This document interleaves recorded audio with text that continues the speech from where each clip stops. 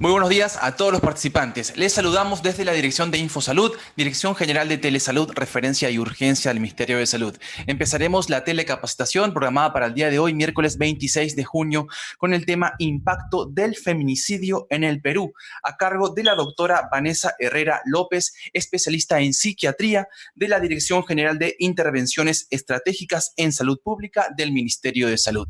Quisiéramos recordarles que cualquier pregunta, duda o consulta pueden hacerlas llegar a través del chat en cualquier momento de la exposición para ser absueltas al final. Doctora Vanessa Herrera, es un gran honor tenerla con nosotros el día de hoy. Bienvenida, adelante. Bienvenidos, un saludo cordial a todos nuestros equipos valiosos de Lima y regiones. Vamos a hablar de un tema que nos mueve a todos, nos compromete a todos en actuar, en acompañar, y muchas veces nuestros equipos de salud, que tienen una enorme sobrecarga laboral, ven día a día y vienen acogiendo y acompañando a personas afectadas por la violencia.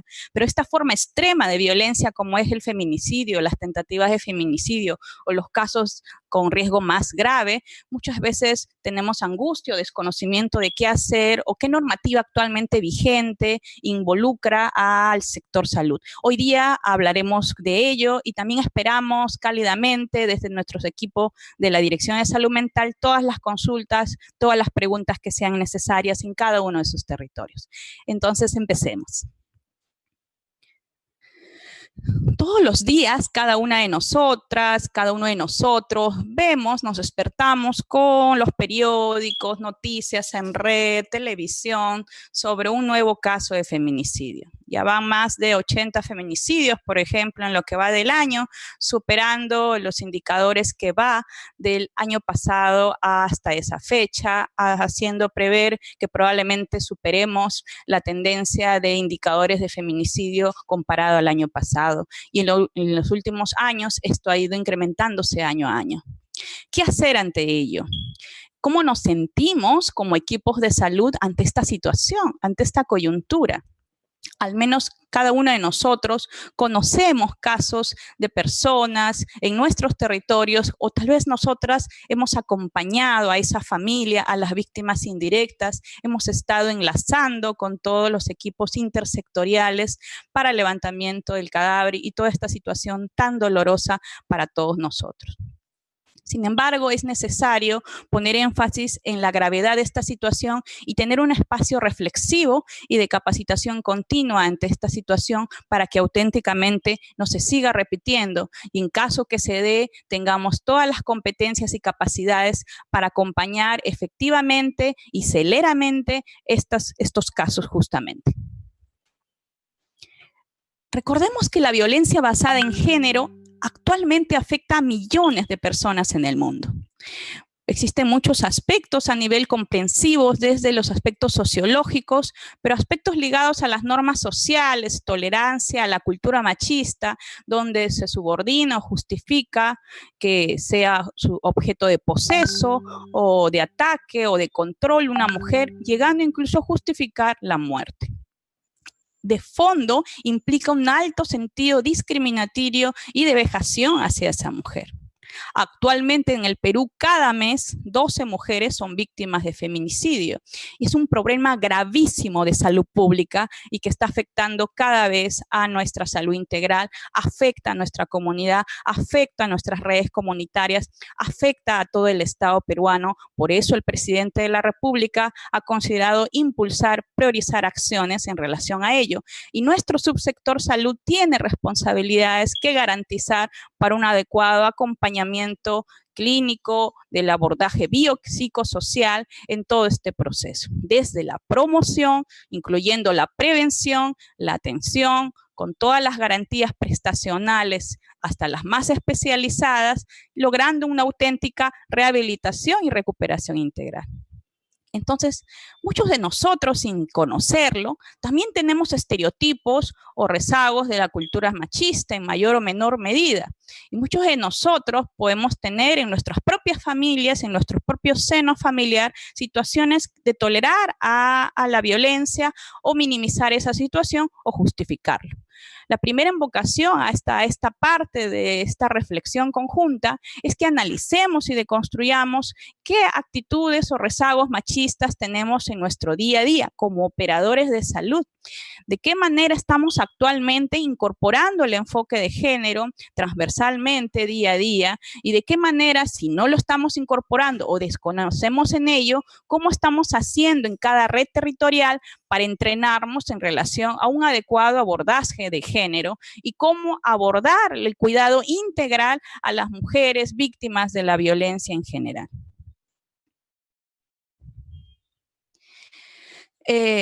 Ya hace muchos años, en los 70, Jill Radford y Diane Russell planteaba que el feminicidio eran crímenes perpetrados contra las mujeres.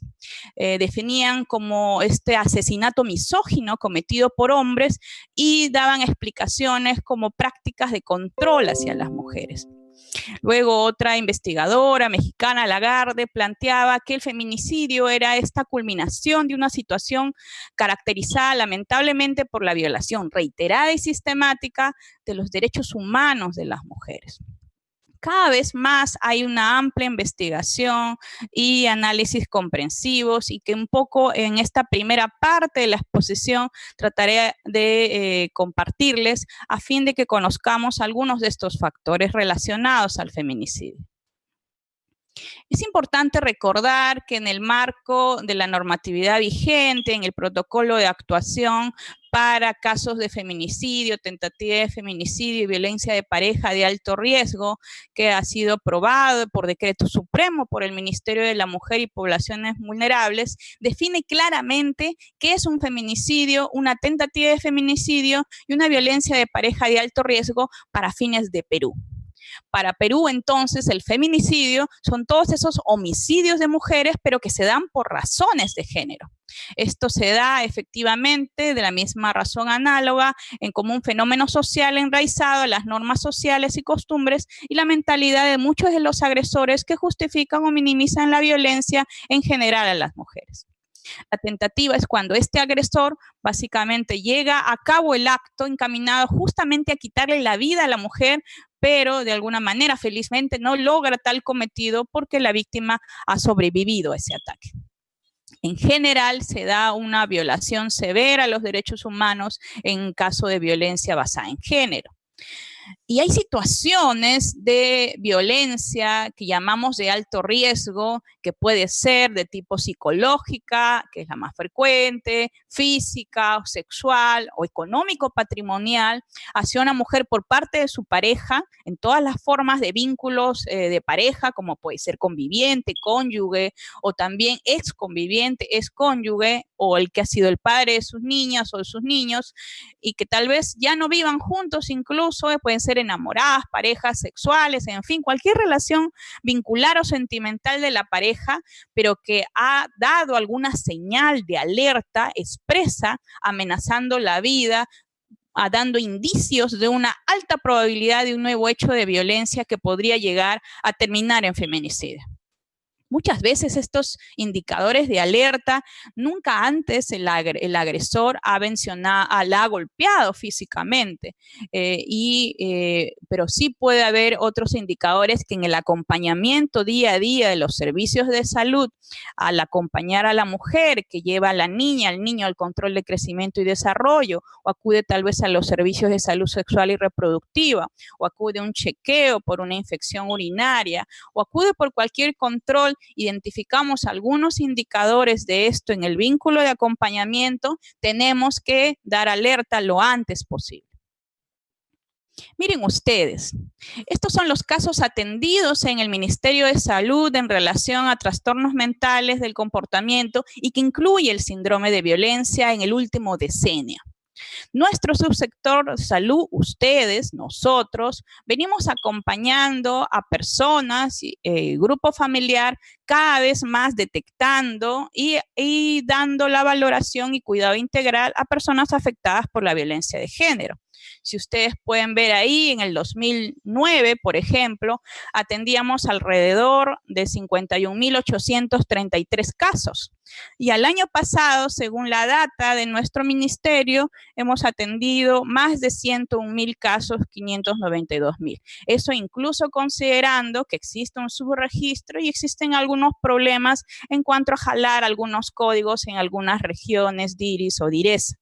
Lo cierto es que cada vez más la brecha de atención y de captación sigue siendo elevada y se estima que alrededor del 80% de mujeres que están siendo afectadas actualmente por violencia de género no están acudiendo a los servicios de salud y justamente a ellas debemos acudir día a día en cada territorio, a cada domicilio.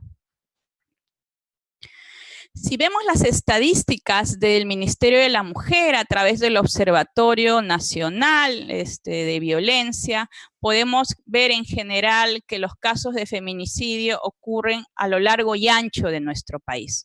Si valoramos el acumulado del último decenio al 2017, la mayor tasa de feminicidios se ha dado en el área urbana, en Lima metropolitana, que tenemos más de 10 millones de habitantes. Pero miren otras regiones, para los que nos están escuchando desde esas regiones que tienen estos casos de feminicidio estos años. La tendencia es que en Arequipa, Junín, Cusco, Puno, Ayacucho, La Libertad, son las regiones con mayor presencia de casos de feminicidio en el último decenio. Y no queda muy por lejos Ancash y luego ya recién se va alejando Huánuco, Lambayeque, entre otros. Esto tiene cierto correlato con los indicadores del estudio epidemiológico en salud mental del Instituto Nacional de Salud Mental, que también habla que en estas regiones hay mayor prevalencia de violencia de pareja o de mujer unida. Y esto puede hacer ver que muchos de los casos, como lo reportan estudios mundiales, previo a sufrir un feminicidio, ya antes la mujer o la persona reportó o informó de que estaba siendo violentada. O sea, esta violencia muchas veces no es al azar, excepcionalmente es al azar. Muchas veces es sistemática y es nuestro rol fundamental identificar lo antes posible, tener un auténtico interés de ver cualquier caso en nuestros servicios de salud para prevenir y erradicar ello en cada territorio. Estas regiones, por ejemplo, tienen que de manera prioritaria emitir ordenanzas regionales e impulsar acciones efectivas desde las DIRESAs para empezar a hacer acciones en todas las DIRIs, incluido estas regiones que mencionamos.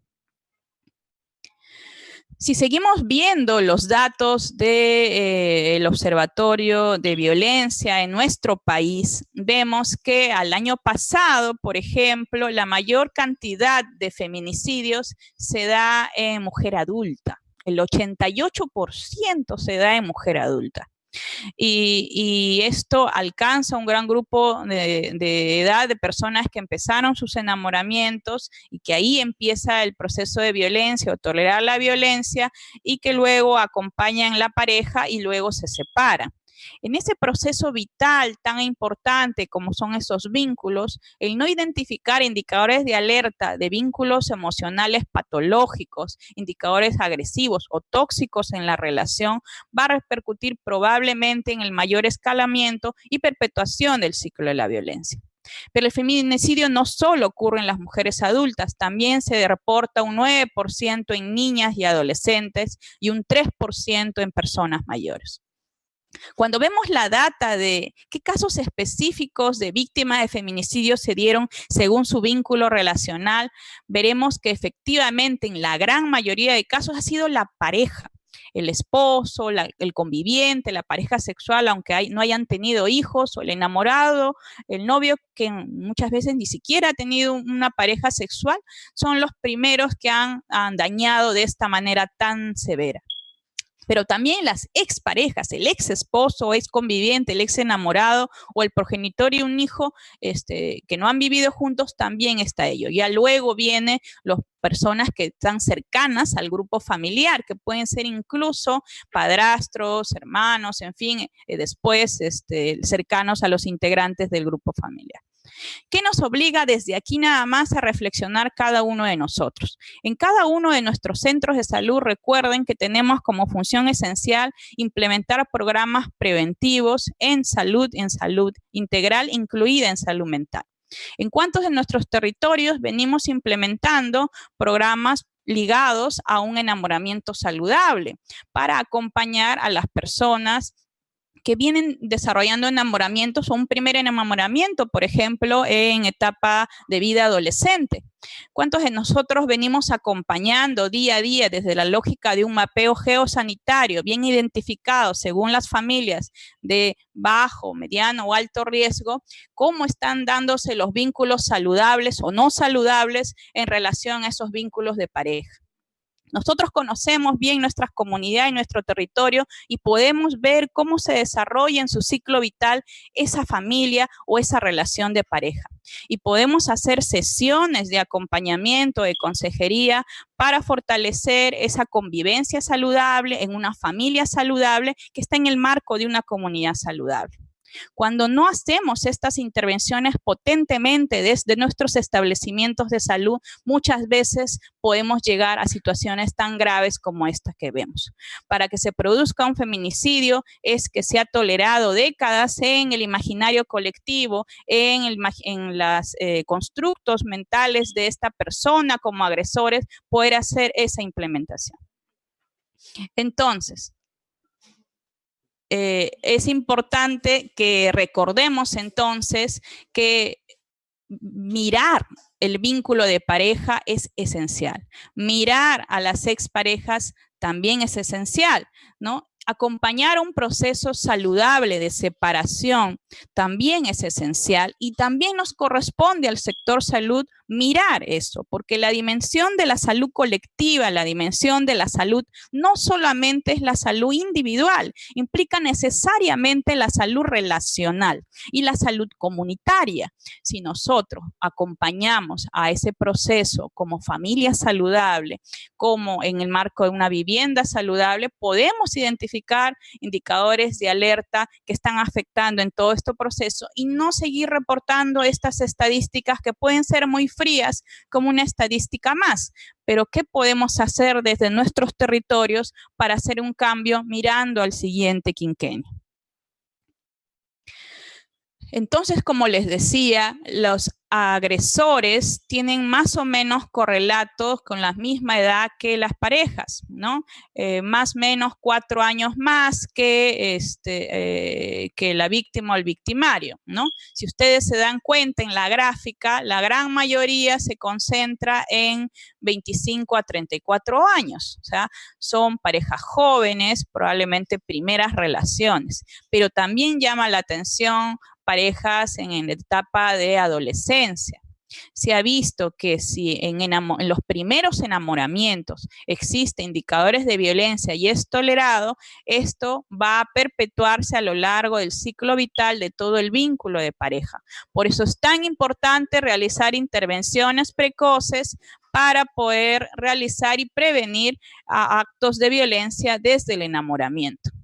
Esto es esencial, planificarlo, operativizarlo en nuestros planes de salud de cada establecimiento de salud para que de verdad funcione y poder hacer un acompañamiento a cada vínculo de pareja o a cada familia.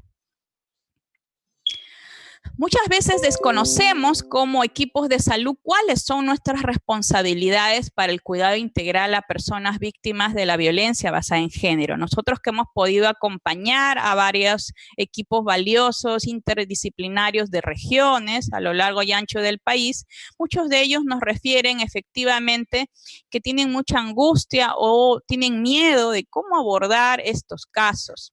No saben por dónde empezar, cómo acompañar, o muchos de ellos incluso después de los talleres de capacitación se nos acercaban en silencio y nos contaban un caso que ellas mismas estaban sufriendo sobre violencia de pareja. Muchas veces nosotros callamos esta situación y muchas veces no queremos involucrarnos y sin darnos cuenta nos volvemos cómplices al seguir invisibilizando esa situación.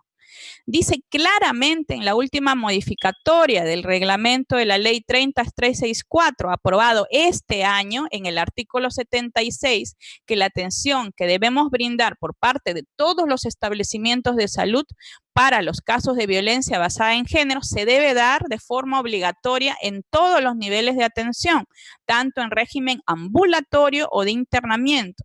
Y no solamente debemos diagnosticar, debemos actuar desde la prevención, desde la promoción, incluyendo el diagnóstico, tratamiento, hasta la rehabilitación. Y esto busca mantener o restablecer el estado de salud de las personas. Para ello, cada gestor de cada territorio debe fortalecer los recursos humanos necesarios y logísticos para contar en cada territorio personal especializado para realizar evaluaciones y así emitir informes y certificados de salud física y mental y que se pueda todo el personal, absolutamente todo el personal, conocer los documentos técnicos normativos para atender a las víctimas de la violencia. ¿Cuántos de nosotros hemos leído la ley 30364, que es la ley de nuestro país que pauta las acciones sobre la violencia? Recuerden que esta ley, si bien está en el marco de la Rectoría del Ministerio de la Mujer y Poblaciones Vulnerables, es también responsabilidad de todos los sectores, incluyendo al sector salud. Los invitamos a leer la ley 30364 y su reglamento para poder realizar acciones en relación a ello. Entonces, vamos a continuar en ese proceso. Les pediríamos entonces que también recuerden que las víctimas de violencia no solo deben recibir atención por un personal de salud. En el pasado se creía que los problemas de violencia, es un problema de la trabajadora social. Es un problema de violencia, que se encargue la psicóloga o el psicólogo. No, los problemas o las secuelas por afectación de la violencia de todas sus formas involucran a todo el equipo de salud. Evidentemente, el personal médico tiene la responsabilidad médico-legal en cuanto al tema en el marco actual vigente, las evaluaciones y certificaciones. Y de hecho, debemos abastecer de recursos humanos suficiente, de psicología, para poder hacer los acompañamientos, pero todos nosotros, incluidos obstetras, enfermeras, personal técnico, el personal de vigilancia que va desde la escucha y la acogida, apenas llega una mujer violentada, debe entrenarse en cómo hacer una escucha activa en todo eso. Este proceso muchas veces no se da de manera efectiva. En los informes defensoriales han hablado sobre las quejas de que nuestros equipos de salud, algunos de nuestros equipos de salud, no han atendido de forma suficientemente cálida. Muchas veces en la emergencia se da una gran saturación de actividades y no estamos centrados con una alta prioridad, un alto interés ver estos casos. Y muchas veces vemos el caso, pero no continuamos el seguimiento o hacemos el registro de ese seguimiento de casos como se debe hacer según se requiera.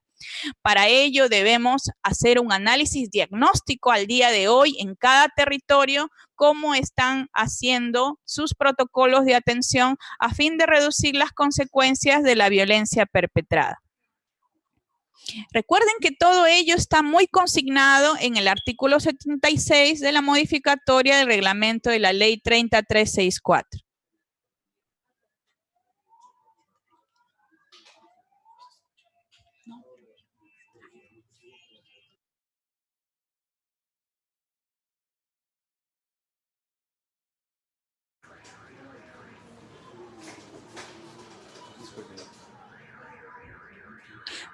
A ver, disculpen, se ha movido. Bien.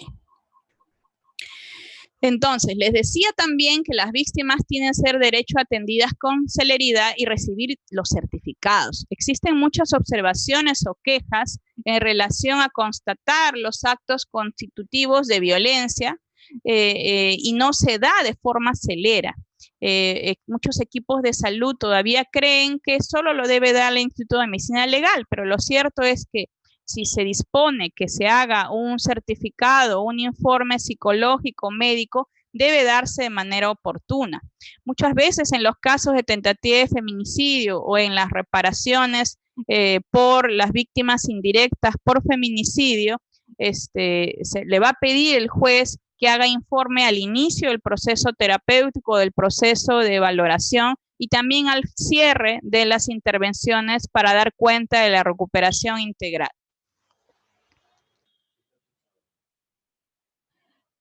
Bien, muchas veces no reparamos cuánto impacta un feminicidio en las personas que sobreviven al feminicidio.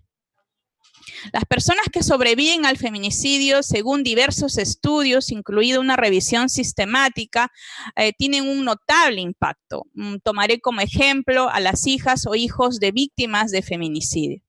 Entre los muchos indicadores o síntomas que se encuentran en ellos están la enuresis, la encopresis, la presencia de problemas de sueño, la ansiedad, conductas evitativas o diversos desórdenes psicosomáticos que afectan a varios aparatos o sistemas de salud.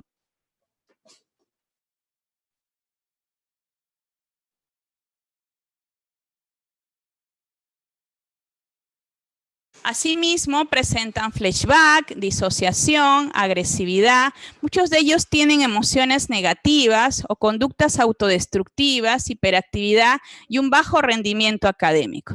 Muchas veces no nos damos importancia de ello o no existe un solo estudio en Perú que dé cuenta del seguimiento, del impacto de las hijas o hijos que sobreviven al feminicidio. Estos estudios desarrollados en otros países dan cuenta de cómo afecta esto a esta infancia y la mayor presencia de trastornos mentales o problemas asociados a consumo de drogas y, lógicamente, la deserción escolar y el bajo rendimiento académico. La recomendación mundial es que en todos los casos de sobrevivientes por el feminicidio debemos hacer un acompañamiento emocional y de la salud física, la salud integral, porque se ven más indicadores de afectación de salud mental negativa, mayores indicadores de salud física negativa. Por ende, debemos hacer un seguimiento continuo y oportuno longitudinalmente, no solamente en el año que pasó el feminicidio, donde murió la madre, sino a lo largo del tiempo. Por eso es tan importante ver en cada red integrada de salud, en cada territorio, estos indicadores. Muchas veces también no reparamos en los factores de riesgo de la salud de estas niñas o niños, hijos de víctimas de feminicidio, o qué factores protectores se relacionan en todo ello.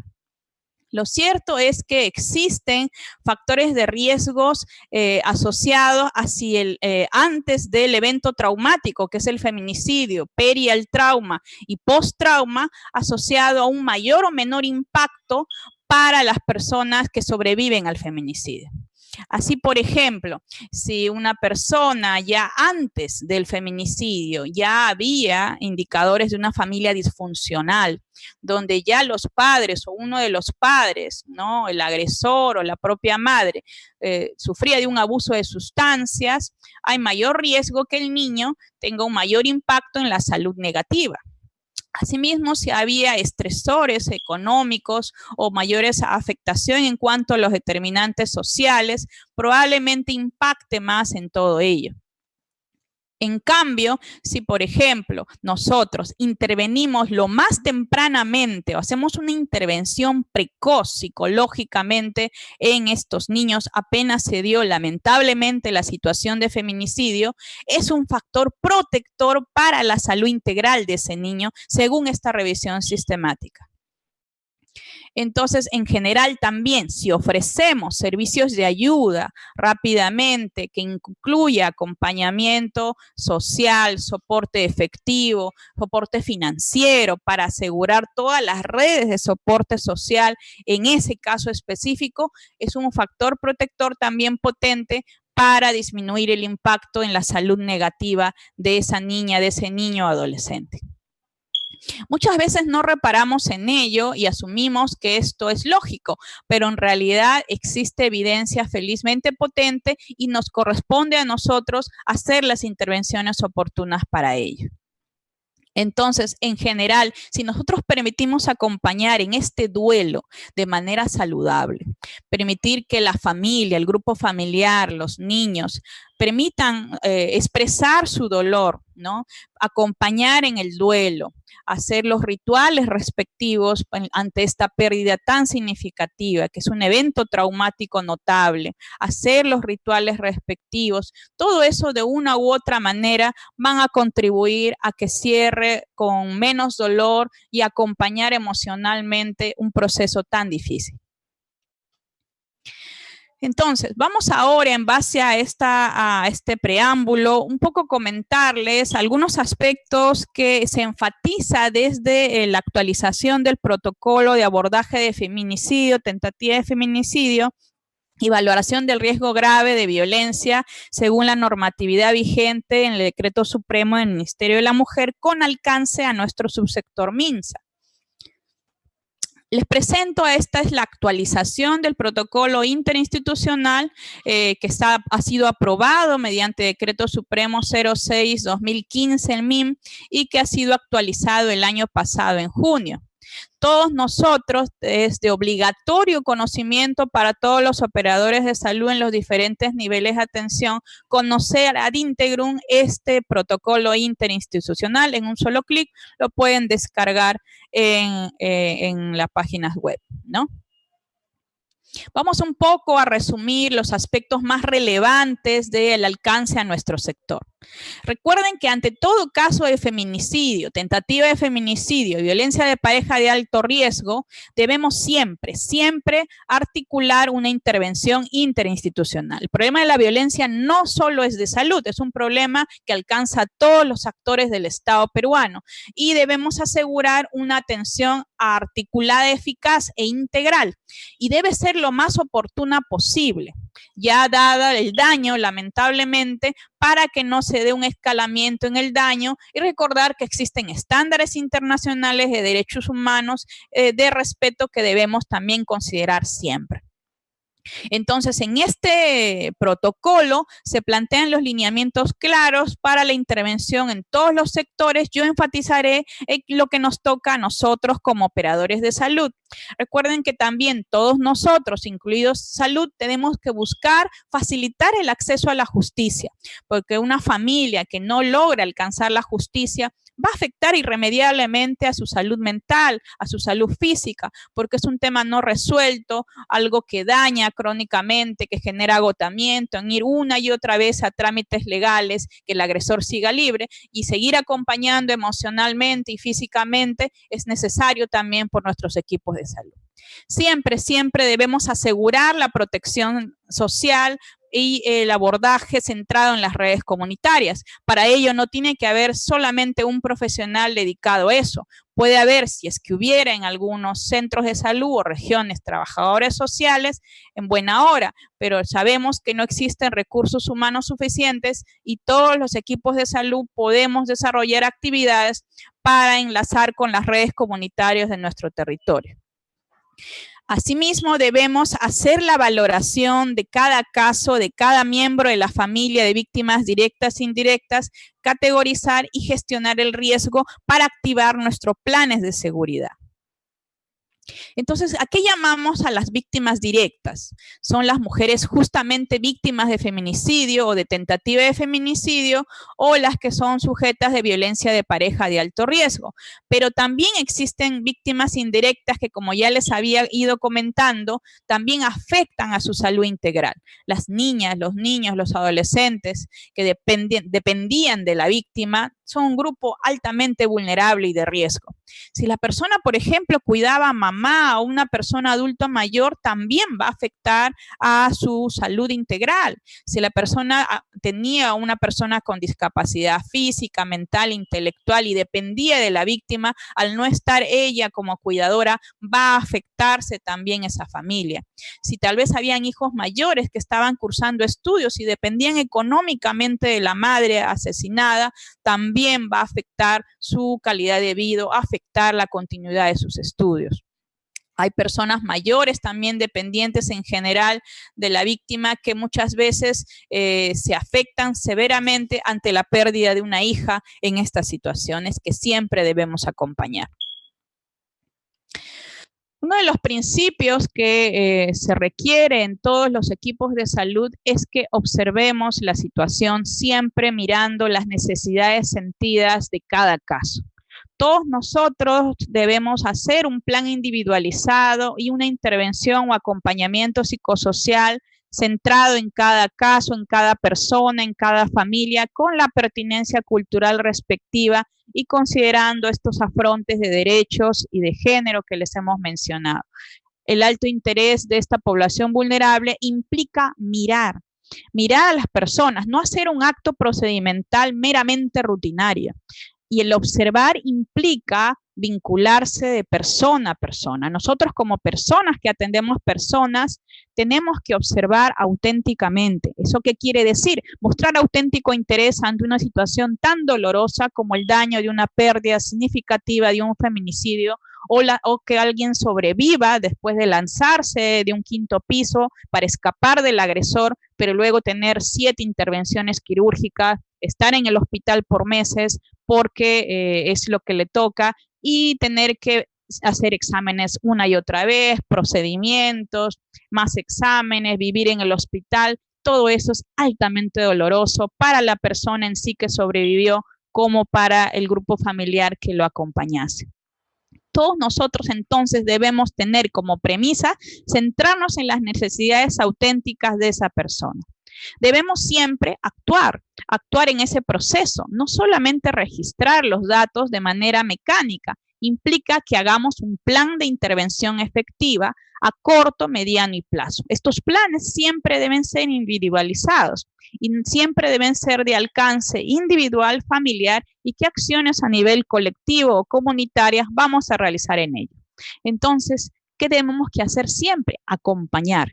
Este acompañamiento no se acaba en un mes muchas veces. El daño es tan severo en algunas redes comunitarias o en algunas familias que el acompañamiento va a implicar que lo sigamos años.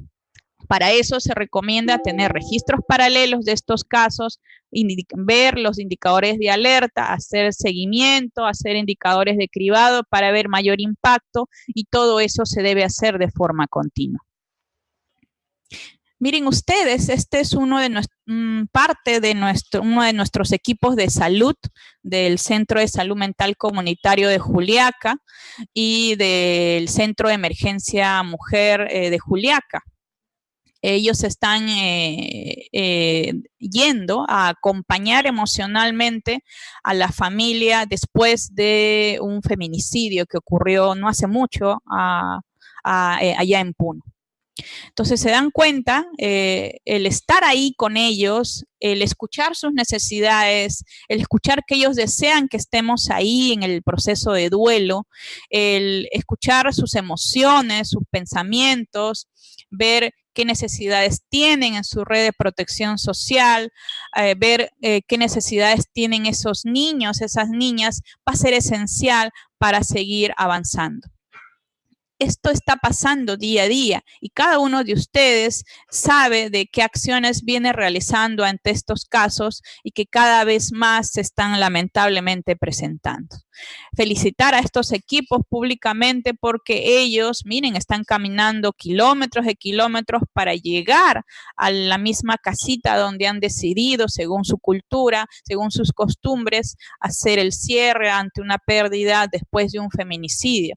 Ellos están ahí, pero no solo están ahí en ese instante, los siguen luego, enlazan con el Centro de Salud Territorial.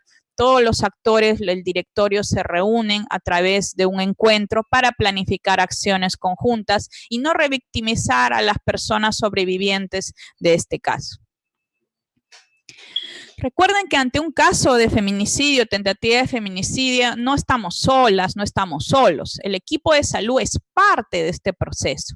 Recuerden que hay responsabilidad de los juzgados provinciales penales o mixtos, los equipos de la policía, los centros de emergencia mujer de 12 de 24 horas, el fiscal de familia. En Lima hay un servicio de atención urgente. En general, todos nosotros debemos tener un mapeo actualizado, muy bien rutilado, con nombre y apellido, con teléfono, directorio, de dónde están las personas, puntos focales de todos los sectores, incluidos los miembros de la comunidad y las juntas vecinales, a fin de hacer rápidamente una intervención ante un caso de tentativa de feminicidio o cualquier caso de violencia.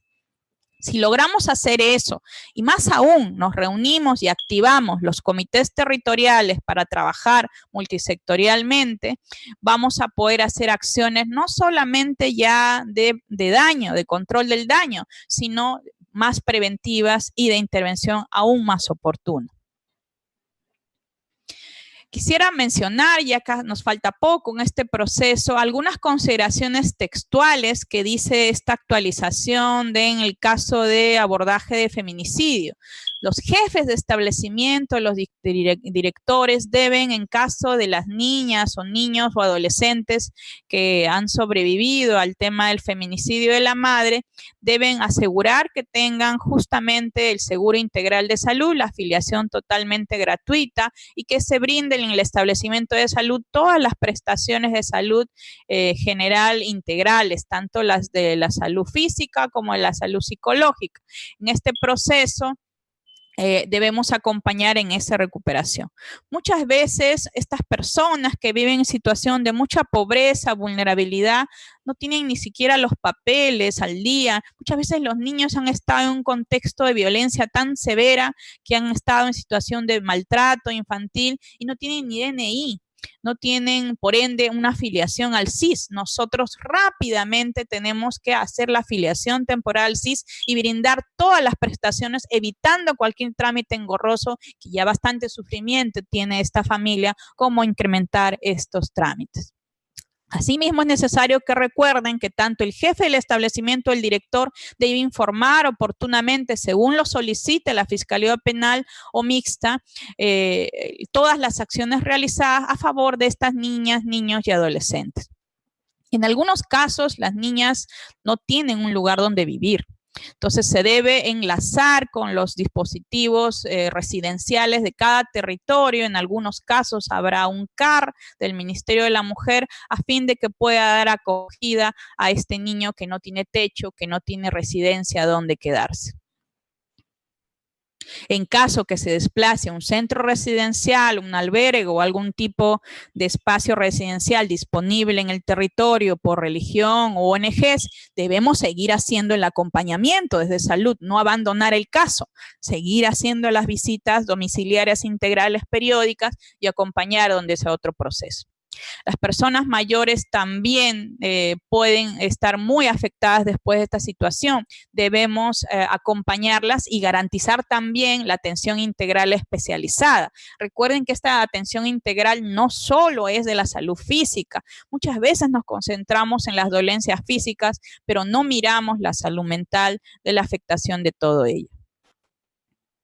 Y lógicamente, si hay personas con discapacidad, muchas de ellas necesitan mayor intervención, pueden haber mayor afectación, puede haber descompensaciones si tienen una discapacidad física, puede afectarse o deprimirse más, en fin. Todo ello debemos acompañar más intensivamente al caso, orientar de manera muy sencilla y accesible todos sus derechos y los trámites necesarios para acceder al certificado de discapacidad y el acompañamiento intensivo y cercano.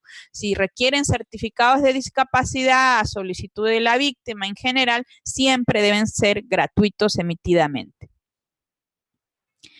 Finalmente, también recordarles que en caso de tentativa de feminicidio, si la víctima acude, por ejemplo, a un servicio de emergencia, recuerden que en los hospitales públicos, también en las clínicas privadas, hay alguna operadora o un operador de policía de turno.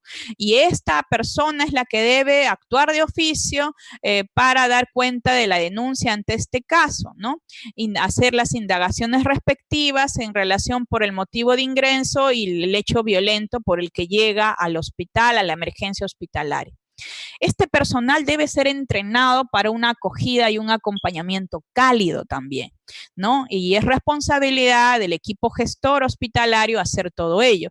Toda la unidad de emergencia hospitalaria debe recibir entrenamiento continuo y periódico sobre el abordaje de tentativa de feminicidio, sobre el abordaje de casos de violencia, y deben entrenarse en comunicación eficaz y habilidades blandas para evitar que se den frases cortas, negativas, evitar involucrarse emocionalmente, hacer una escucha auténticamente activa, incluso estando en una situación tan difícil como es la emergencia.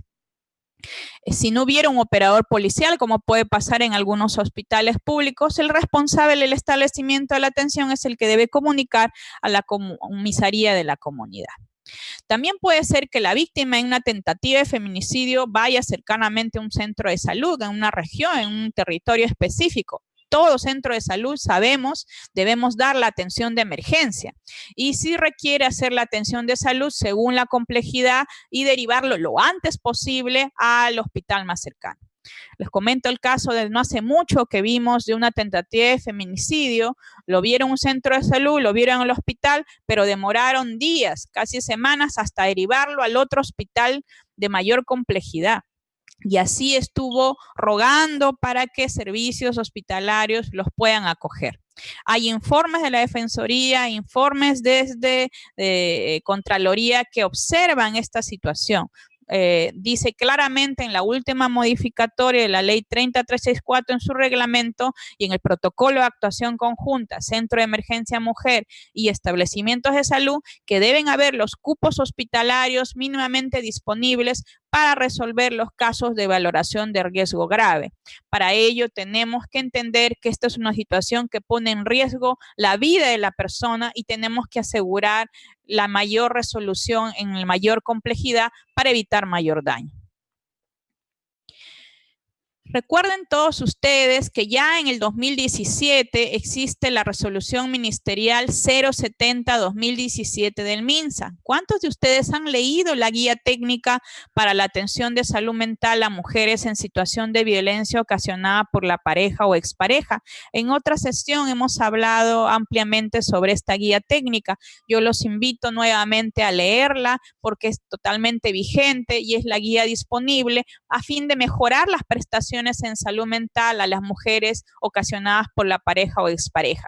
Allí está en adjunto la ficha de valoración de riesgo y cómo hacer los procedimientos para identificar, diagnosticar y tratar en caso de afectación de la salud mental de las mujeres en situación de violencia. Recuerdan que es de cumplimiento obligatorio a nivel nacional y debemos implementarlo en cada red de salud. También mencionarles que felizmente a través del Decreto Supremo 008-2019 de Salud se ha aprobado el protocolo de actuación conjunta entre centros de emergencia mujer y los establecimientos de salud. Y esta nos da un espacio para poder mejorar la articulación intersectorial. Recuerden que nuestros equipos se enlazan con los centros de emergencia mujer en la práctica, pero muchas veces no operativizamos a través de un comité territorial.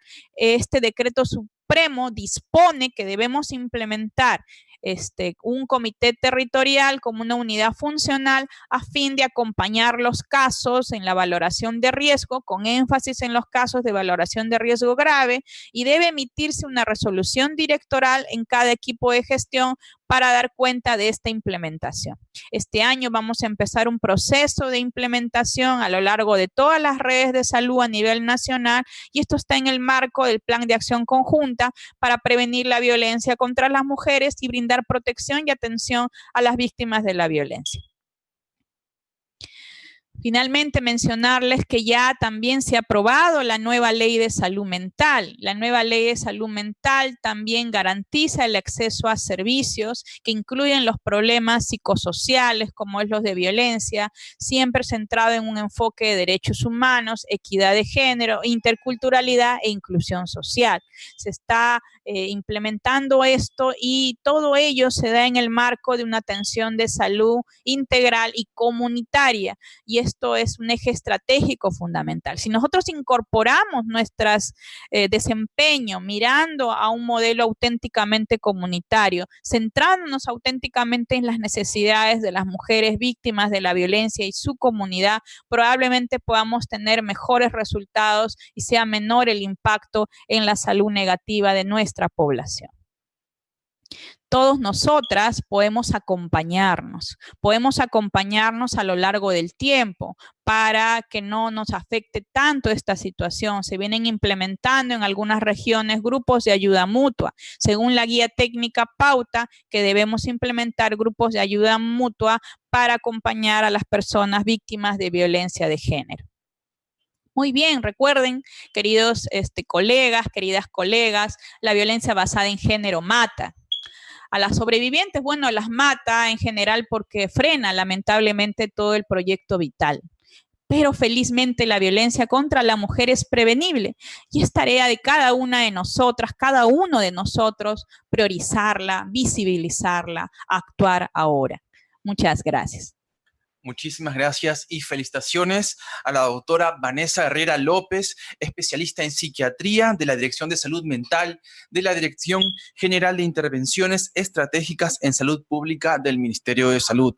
Agradecemos a todos los conectados a través de YouTube, que son más de 25 participantes, más de 55 a través de la plataforma Zoom. Si tienen alguna duda o consulta, la pueden enviar también en estos momentos a través del chat.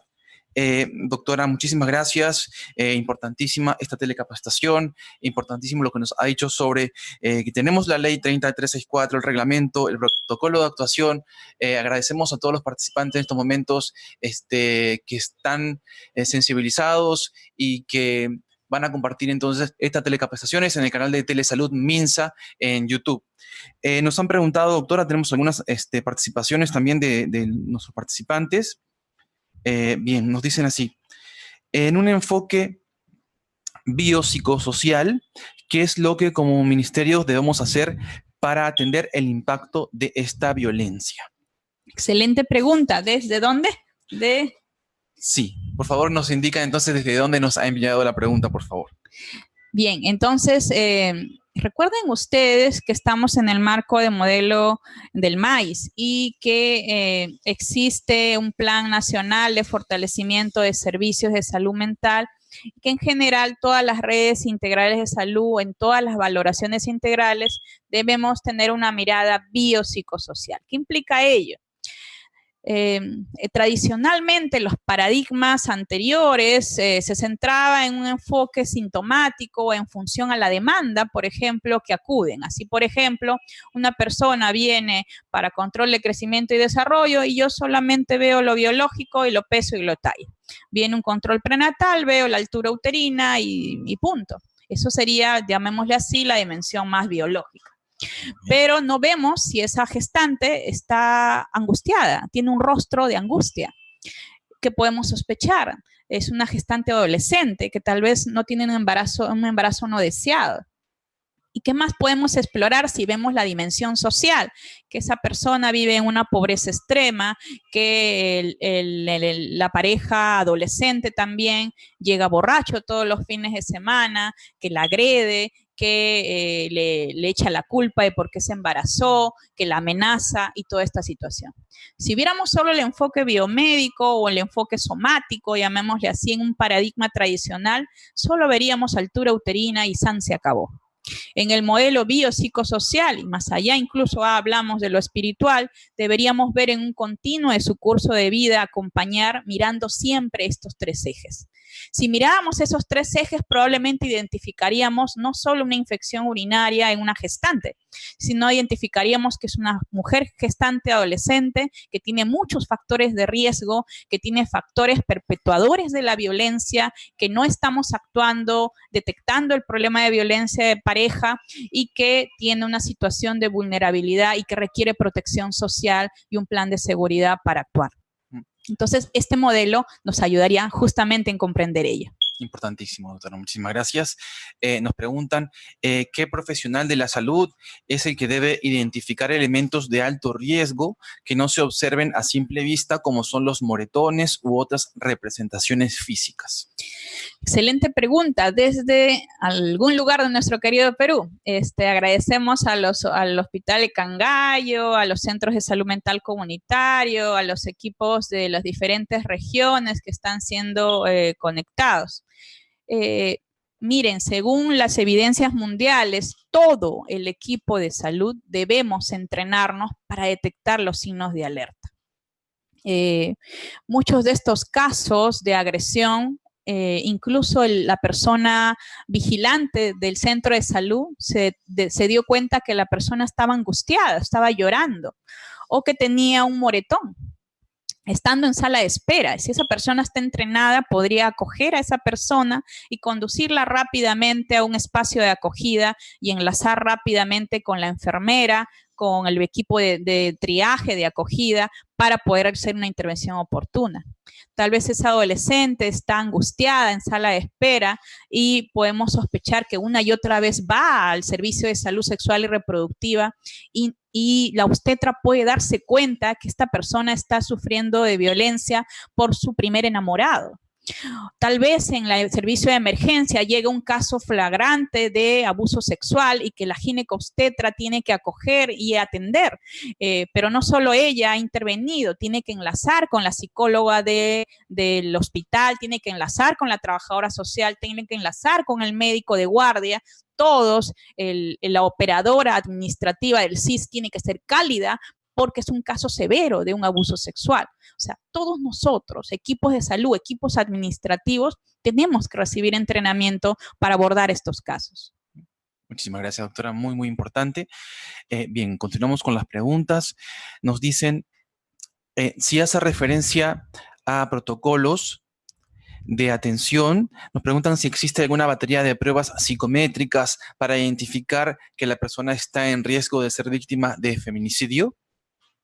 Miren, en general, más que baterías psicométricas que pueden hacer en la valoración para ver el daño, el impacto por la afectación psicológica por ello, después de sobrevivir a una tentativa de feminicidio, cada experto valorará qué batería puede utilizar. Pero más allá que llenar de baterías, recuerden ustedes que en la guía de técnica de violencia de pareja dice claramente en los anexos qué instrumentos debemos usar mínimamente, ¿no? Muchas veces hemos hecho supervisiones o visitas de monitoreo y asistencia técnica a las regiones, a equipos valiosos de psicólogos, y no tienen las baterías de psicología, no se cuentan disponibles. Pero sí tenemos el recurso humano, o sea, tenemos a nosotros que podemos identificar, hacer la valoración, hacer el acompañamiento, hacer una valoración integral y con el equipo concluir una valoración con un detallado análisis en la historia clínica. Recuerden que es sujeto de prueba todo lo consignado en la historia clínica y debe ser altamente detallado. Recién vamos a construir los parámetros para valorar la afectación psicológica ante una situación de violencia que nos han encargado según las responsabilidades de la última modificatoria de la ley 30364 y tenemos plazo hasta septiembre del presente año y hacia ello vamos a estandarizar, llamémosle así, algunos parámetros que van a servir a nuestros operadores de salud. Importantísimo, doctora. Continuamos con las preguntas.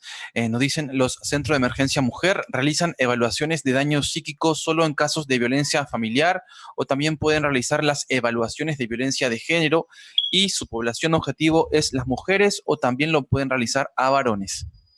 En general, lo dispuesto para las valoraciones de informes de centros de emergencia mujer y equipos de salud es hacer a las personas víctimas afectadas por la violencia basada en género. No incluye a agresores. Pero si ha sido alguien afectado por violencia basada en género, recuerden que los centros de emergencia mujer, tenemos que conocer todos nosotros, son equipos interdisciplinarios como nosotros, que incluyen psicólogos, que incluyen trabajadora social y abogados. este equipo puede efectivamente en la ruta de acogida, si ellos lo ven primero, hacer algunos informes. Pero también nosotros, recuerden, tenemos como función garantizar y hacer los informes respectivos a largo plazo. Los centros de emergencia mujer hacen la intervención breve, puntual, en base a una intervención en crisis que han podido valorar en ese proceso. Pero el seguimiento, el verlo en el territorio, a lo largo de la vida, en su curso de vida, lo acompañamos nosotros como equipos de salud y nosotros tenemos que hacer sendos informes. Muchísimas gracias, doctora. Bien, agradecemos a los centros de salud que están conectados en estos momentos. Hospital Guillermo Díaz de la Vega de Apurímac, Centro de Salud Mental Comunitario Puerto Maldonado, Red Pacífico Norte Ancash, Promoción de la Salud de la Red de Salud Huánuco, Estrategia de Salud Sexual y Reproductiva de Red Picota de San Martín, Dires Lima Centro, Red de Salud Cotabambas, Hospital Cangallo de Ayacucho, Red San Marcos, Cajamarca y Hospital Manuel Núñez Butrón de Puno. Muchísimas gracias por estar conectados. Tenemos otra pregunta aquí. Nos dicen, ¿cuál es la diferencia entre feminicidio y trastorno psiquiátrico crónico por una situación psicotraumatizante a consecuencia de la violencia ejercida por otra persona? ¿Ambas son graves? Claro, recuerden que un feminicidio es una muerte, es la forma de expresión más severa de la violencia. O sea, la persona llega a ser asesinada, muerta, producto de un agresor en función a sus creencias que consideraba o justifica que debe morir, ¿no? Es un caso severo, de una letalidad total. En el otro caso que se menciona, la persona está viva y tiene un impacto severo. Venimos atendiendo a personas con problemas de salud mental o trastornos mentales severos, como puede ser trastorno de estrés postraumático, como puede ser depresión mayor severa, como puede ser trastornos de conducta alimentaria, después de haber sufrido abusos sexuales crónicos, sistemáticos, después de haber sufrido violencia o maltrato infantil, o después de haber sufrido violencia de pareja o por su expareja de manera sistemática, y llegan a tener un daño severo, ¿no? Este proceso, lógicamente, marca la vida y es un proceso traumático que requiere garantizar la recuperación integral y que felizmente hay esperanza para salir de ello. En el caso de un feminicidio, lamentablemente, no hay vuelta atrás, ya se dañó irreversiblemente la persona, pero podemos acompañar a los sobrevivientes, a las víctimas indirectas, para que ellos también no se depriman, no intenten suicidarse, no tengan estrés postraumático y todos los síntomas que hemos mencionado en niñas, niños y adolescentes. Muchísimas gracias, doctora. Nos han preguntado si en el caso el SEM coordina o permite obtener algún dato para poder intervenir el establecimiento de salud a la familia. Claro, recuerden que ahora revisen por favor el Decreto Supremo 008-2019 de Salud y todo centro de emergencia mujer y con todo establecimiento de salud debe reunirse para mejorar la ruta de información, compartir información, ver cómo acompañar conjuntamente a la víctima de violencia en todas las formas de riesgo y poder evitar revictimizar, porque ¿cuál es la queja de muchos usuarios? Que primero el SEM me pide datos, luego el equipo de salud me pide otra vez datos. Yo ya se los di los datos primero a la otra psicóloga y existe esta angustia, malestar, desazón en un contexto ya de mucho sufrimiento que tienen las familias. La idea es por eso que se ha implementado este protocolo de actuación conjunta para poder mejorar la articulación y puedan mejorar las intervenciones conjuntas. Muchísimas gracias, doctora. Muy bien, nos dicen agradecer a la doctora Vanessa Herrera un cordial saludo desde el Servicio Diferenciado de Salud Mental del Hospital Provincial Tayabamba, Patás, Región La Libertad. Nos dicen, en un caso de tentativa de feminicidio, se pone de conocimiento al SEM y ellos no lo toman. ¿Qué acciones hay que tomar? Miren, recuerden que nosotros ante una tentativa de feminicidio debemos dar cuenta a todos los sectores involucrados. Les volvemos a invitar a revisar, en un solo clic pueden descargar la actualización del protocolo para valoración en casos de feminicidio, tentativa de feminicidio que les hemos dejado en las diapositivas. Nosotros debemos actuar informando a la comisaría, informando a la fiscalía y de hecho enlazar con el Centro de Emergencia Mujer y sentarnos y qué vamos a hacer nosotros, ante este caso.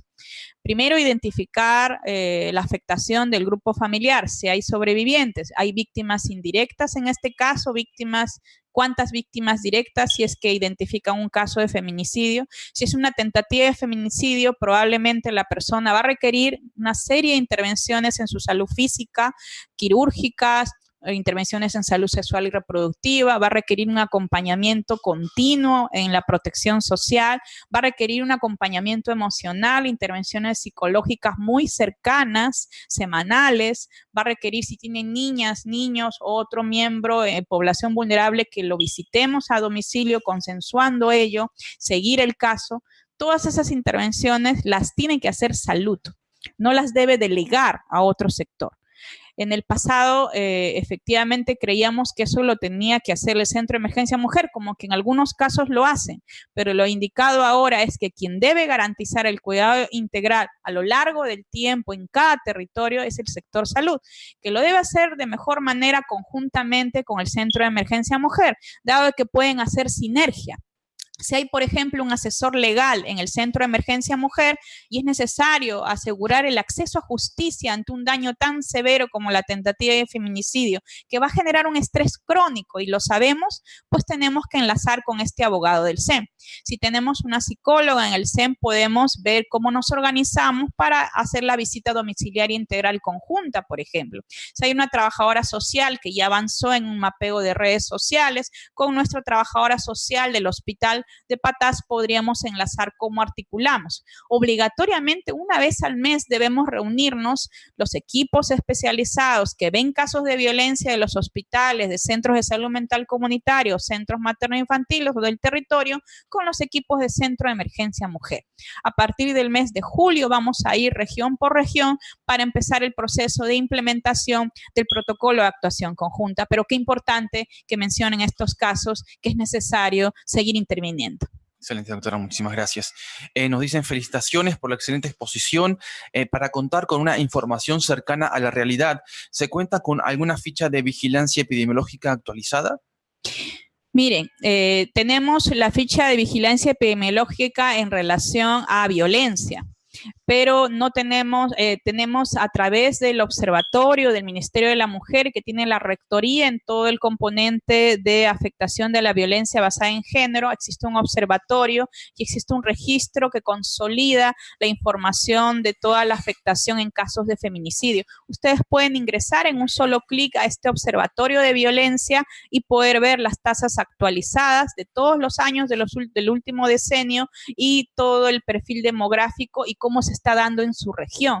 Ustedes pueden identificar. Ante ello, recuerden ustedes en los planes de desarrollo concertado, en los planes regionales, los que venimos haciendo acciones de incidencia política, de movilización social, tenemos que actuar y poner en las mesas de concertación acciones concretas para intervenir justamente en el tema de violencia de género. Importantísimo, doctora, muchísimas gracias. Bien, nos han preguntado también desde Promoción de Red de Salud Huánuco cómo mejorar la articulación entre el SEM, establecimiento de salud, y policía. Excelente. Recuerden que este año se ha aprobado 2 protocolos de actuación conjunta. El año pasado se aprobó el protocolo de actuación conjunta Centro de Emergencia Mujer y comisarías. Este año hemos aprobado desde Salud el protocolo de actuación conjunta entre Centro de Emergencia Mujer y Salud. Lo pueden descargar ustedes en la página del gobierno y ahí está toda la norma con el PDF. Y también se ha aprobado el protocolo, el protocolo base de actuación conjunta multisectorial, que incluye a todos los sectores. Dice claramente que debemos reunirnos para articular. Debemos actuar, o sea, debemos convocar y tender puentes. Recuerden que para encontrarnos tenemos que tener la disposición. Podemos mandar oficios pidiendo una fecha para reunirnos y hacer un plan de actuación conjunta con un horizonte de tiempo de planeamiento. Dice claramente el protocolo de actuación conjunta, SEM y Salud, que debemos implementar en la más breve plazo comités territoriales y que tienen que ser con resolución directoral de salud. O sea, le toca al gestor de la DIRESA hacer resoluciones directorales y constituir el comité miembro donde estén los representantes del SEM y los representantes de salud que considere el gestor designado. Pero en el marco del protocolo o base de actuación conjunta multisectorial, ahí se convoca en el territorio, en el distrito, en el gobierno local, a todos los sectores y ahí involucramos a comisaría. Y podemos, en base a las necesidades y el contexto específico de ese territorio, hacer acciones desde la promoción, prevención, hasta la recuperación, de modo que estemos articulados. Y esta mesa sea sostenible en el tiempo. ¿Qué es lo que pasa? Pasamos las personas, se sostienen 2, 3 meses, cambian autoridades, cambian personas y la mesa cae, no continúan las garantías, no continúan las intervenciones. Para ello debemos emitir políticas, ordenanzas distritales, hacer intervenciones efectivas, planes, programas, proyectos específicos para visibilizar esa actuación conjunta. Muchísimas gracias, doctora. Muy, muy importante trabajar en conjunto. Bien, nos preguntan, muy buenos días, doctora. ¿El suicidio también lo podemos considerar como feminicidio, como consecuencia del maltrato o violencia contra la mujer? Miren, vemos muchos casos, se incrementan en más de 8 veces la tasa de suicidios o intentos suicida en caso de sufrir violencia basada en género. ¿Qué quiere decir esto? Cuando una mujer, una persona es violentada, hay mayor riesgo suicida. Y esta situación es preocupante. En algunos casos, algunos agresores, después de matar a la persona, luego se suicida. No necesariamente en los análisis sociológicos ha tenido necesariamente un problema de salud mental, simplemente ha justificado rehuir a la justicia o ha logrado evitar esa situación porque considera que si no es mía, esta persona no es de nadie. Y yo también no considero seguir viviendo en esta condición. Mata a los niños, mata a la mujer y luego se suicida. Efectivamente, la violencia tan severa, sistemática, tolerada por el Estado peruano es algo que nos indigna y nos debe mover. El suicidio es un tema preocupante, un problema de salud pública y es un indicador de alerta severo del impacto del daño de las mujeres víctimas de violencia basada en género. Importantísimo, doctora, muchísimas gracias. Bien, con respecto a la prevención, es importante la responsabilidad del personal de la salud participar en la prevención de la violencia, ¿verdad, doctora? Así es, qué importante es hablar de esto. Sendos informes de la Defensoría, del Congreso, de todos los sectores, invocan de que ahorita estamos abocados efectivamente a esta enorme brecha de atención para garantizar, controlar el daño, o sea, los cuidados integrales. Pero ¿cuánto estamos previniendo? Nosotros, recuerden, desde salud tenemos líneas de acción para la prevención de nuestra salud y la promoción de mirando a los determinantes sociales. En ese sentido, la invocación es poder mirar las acciones desde los programas preventivos aprobados, implementados según normatividad vigente. Tenemos, por ejemplo, el programa de Familias Fuertes, Amor y Límites, que ahí incluye sendas dimensiones para hablar de una familia suficientemente buena con límites. Eso incluye esta implementación en cada territorio. También tenemos el programa preventivo para habilidades sociales en niños y adolescentes. Si logramos entrenar en habilidades sociales en nuestras niñas, adolescentes y poder entender cómo decir no, cómo no justificar o minimizar la violencia, cómo aprender a empoderarse, va a contribuir justamente a que ella, cuando tenga su primer enamoramiento, no tolere de ninguna manera alguna afectación en su salud integral. Y por otro lado, recuerden que en otros países también se ha desarrollado, por ejemplo, experiencias en territorios de Lima Norte hace algunos años de programas preventivos en la Dirección de Salud Colectiva, por ejemplo, del Instituto Nacional de Salud Mental, sobre programas preventivos de enamoramiento saludable desde la adolescencia y también en las parejas en convivencia saludable. Estas experiencias tendrían que ser reevaluadas y poder adaptarse al contexto actual a la luz de la evidencia científica. Importantísimo, doctora. Muchísimas gracias. Nos preguntan también cómo debe ser el trato del personal de salud hacia las personas afectadas. Miren, qué importante pregunta. Muchas de las cosas cuando vamos a las evaluaciones que nos hacen desde Defensoría del Pueblo, el subsector salud, desde la sociedad civil, organizaciones comprometidas y cartas de las mismas usuarios refiriendo que no nos miran, por ejemplo. No hacemos contacto visual ya. Estamos mirando a la máquina, ¿no? No nos saludamos o no nos presentamos. Soy Vanessa, estoy aquí para acompañarla, ¿qué necesita?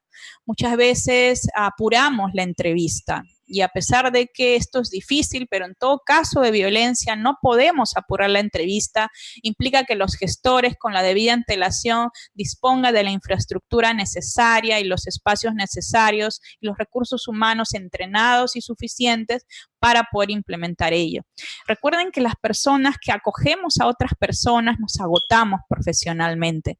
Y a veces este síndrome de agotamiento profesional puede afectar la calidez y el buen trato y debemos dar siempre un trato humanizado. Si nosotros nos damos cuenta que estamos irritables, que no estamos tratando bien, que estamos alzando la voz, tal vez estamos ausentándonos del trabajo, no queremos ver nada de personas con violencia, por favor busquen ayuda. Debemos implementar planes de autocuidado en cada red territorial de salud y ahora en el marco del protocolo de actuación conjunta se van a desarrollar la implementación de prevención del agotamiento profesional de la mano con los centros de emergencia mujer. Muy importante, doctora. Muchísimas gracias.